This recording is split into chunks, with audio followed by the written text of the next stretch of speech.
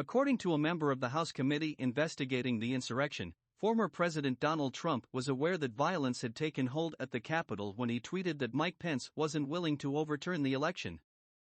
Pence was evacuated in the nick of time from an advancing mob after Trump's disparaging tweet, according to Representative Pete Aguilar, Democrat California, who will lead the committee's third public hearing on Thursday.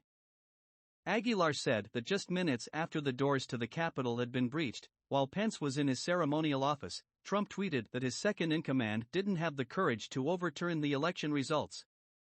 Moments later, Pence was whisked to an evacuation area by Secret Service agents, Aguilar said. "We notice right away, within 90 seconds, the vice president is being evacuated right after that Trump tweet," Aguilar said in an interview with NBC News correspondent Garrett Hawk. Trump knew that there was violence and he still tweeted the vice president didn't have the courage to do what was necessary, Aguilar added.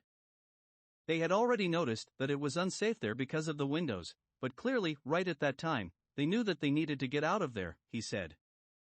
Aguilar characterized Trump's tweet as crucial because that's the point at which the president pointed, to the mob and said it's the vice president's fault.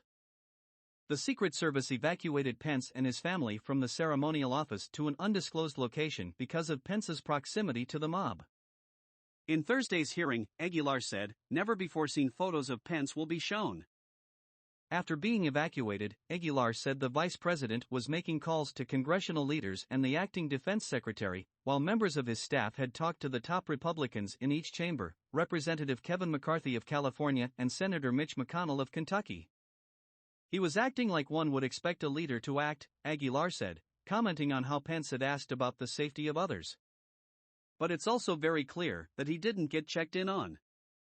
The president didn't reach out to the vice president at any point to ask if he was safe. As the third of at least 7 hearings planned for June, Thursday's hearing will focus on the internal Trump White House fight over whether Pence can unilaterally stop Joe Biden's election certification. The hearing will chronicle the pressure campaign on Pence in the lead-up to certification of electoral votes on January 6 and detail how Trump used Twitter and was singling out Pence to alter the election, Aguilar said. This was a coordinated effort, time and time again, after they lost court case after court case, he said. Donald Trump started to focus his attention on January 6 and Mike Pence and wanted him to violate the Constitution and set aside the ballots and the electors.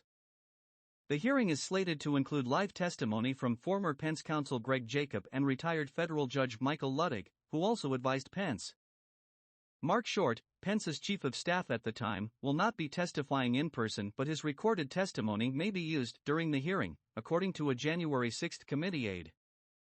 According to conservative attorney John Eastman, the vice president has the authority to reject slates of electors from states where Republicans are challenging elections. All 3 of Pence's associates rejected such a far-fetched legal theory. The testimony we've heard is that Vice President never wavered, Aguilar said. He never wavered that he didn't have this authority. And time again when asked by the president he would say that nobody should have this type of authority.